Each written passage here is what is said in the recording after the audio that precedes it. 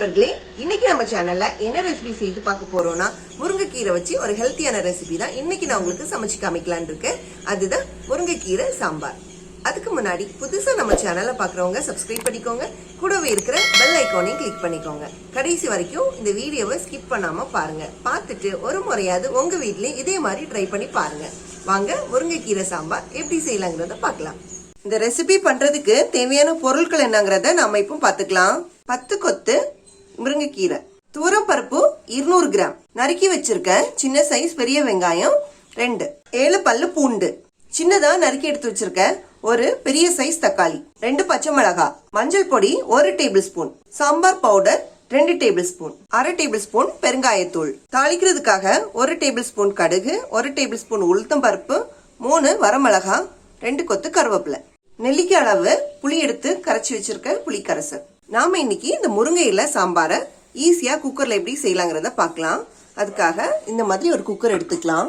அடுத்ததான் நம்ம 200 கிராம்ஸ் துவரம் பருப்பு எடுத்திருக்கோம். இது நம்ம நல்லா ஏற்கனவே நான் நல்லா வாஷ் பண்ணி எடுத்து வச்சிருக்கேன். நம்ம இப்போ இதை ஆட் பண்ணிக்கலாம். அடுத்ததான் நம்ம கட் பண்ணி எடுத்து வச்சிருக்க பெரிய வெங்காயத்தை ஆட் பண்ணிக்கலாம். அடுத்ததான் தக்காளி நம்ம கட் பண்ணி எடுத்து வச்சிருக்கோம். இப்போ இதையும் ஆட் பண்ணிக்கலாம். அடுத்ததான் நம்ம எடுத்து வச்சிருக்க பச்சை மிளகாவை கட் பண்ணி ஆட் பண்ணிக்கலாம். நான் இன்னைக்கு 2 பச்சை மிளகாய் ஆட் பண்ணியிருக்கேன். உங்களுக்கு காரத்துக்கு ஏற்ற மாதிரி இன்னும் ஜாஸ்தியா ஆட் பண்ணிக்கலாம். அடுத்ததா நம்ம எடுத்து வச்சிருக்க 7 பல்லு பூண்டு ஆட் பண்ணிக்கலாம். அடுத்ததா நாம எடுத்து வச்சிருக்க மஞ்சள் பொடி 1 டேபிள் ஸ்பூன் அதை ஆட் பண்ணிக்கலாம். அடுத்ததா நம்ம எடுத்து வச்சிருக்க சாம்பார் பொடி 2 டேபிள் ஸ்பூன் ஆட் பண்ணிக்கலாம். அடுத்ததான் நம்ம எடுத்து வச்சிருக்க புளி கரைச்சலை ஆட் பண்ணிக்கலாம். நான் நெல்லிக்காய் சைஸ் அளவுக்கு புளி எடுத்து நல்லா கரைச்சி வச்சிருக்கேன். அடுத்ததா ஒரு 3 கப் அளவுக்கு தண்ணி சேர்த்துக்கலாம். ஃபைனலா நாம இப்போ உப்பு சேர்த்துக்கலாம். இப்போ ஒரு வாட்டி எல்லாத்தையும் கிளறி விட்டுக்கலாம். இப்போ குக்கரும் நல்லா மூடி வச்சு ஸ்டவ் ஆன் பண்ணி குக்கரை நம்ம அடுப்புல வச்சுக்கலாம். ஒரு 4 விசில் வரது வரைக்கும் நம்ம வெயிட் பண்ணலாம்.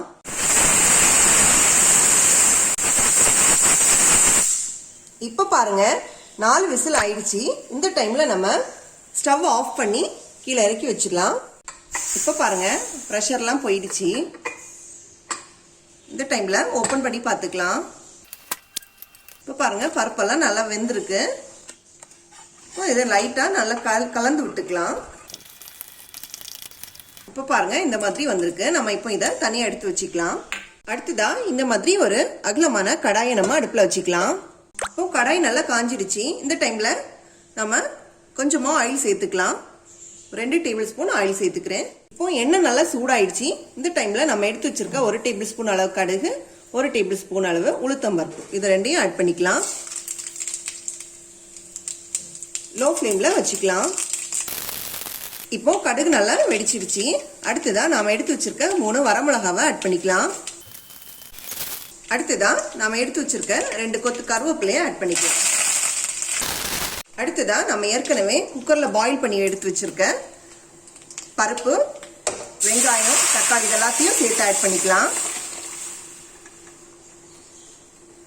அடுத்ததா நாம வாஷ் பண்ணி எடுத்து வச்சிருக்க இந்த முருங்கைக்கீரையை நம்ம ஆட் பண்ணிக்கலாம். நம்ம முருங்கைக்கீரையை குக்கரில் ஏன் ஆட் பண்ணலைன்னா அந்த கலர் வந்து ரொம்ப ஃபேட் ஆயிரும். அதனால தான் நம்ம ஆட் பண்ணலை. இப்போ நல்லா கலந்து விட்டுக்கலாம். நாம இப்போ முருங்கையில கீரையை சேர்த்ததுக்கு அப்புறமா ஒரு 5 நிமிஷம் நல்லா வேக விட்டுக்கலாம். இப்போ பாருங்க முருங்கை இலையெல்லாம் நல்லா வெந்துடுச்சு. இந்த டைம்ல நம்ம ஃப்ளேம் ஆஃப் பண்ணிக்கலாம். இப்போ நம்மளோட முருங்கை இலை சாம்பார் சாப்பிட்றதுக்கு ரெடியா இருக்கு.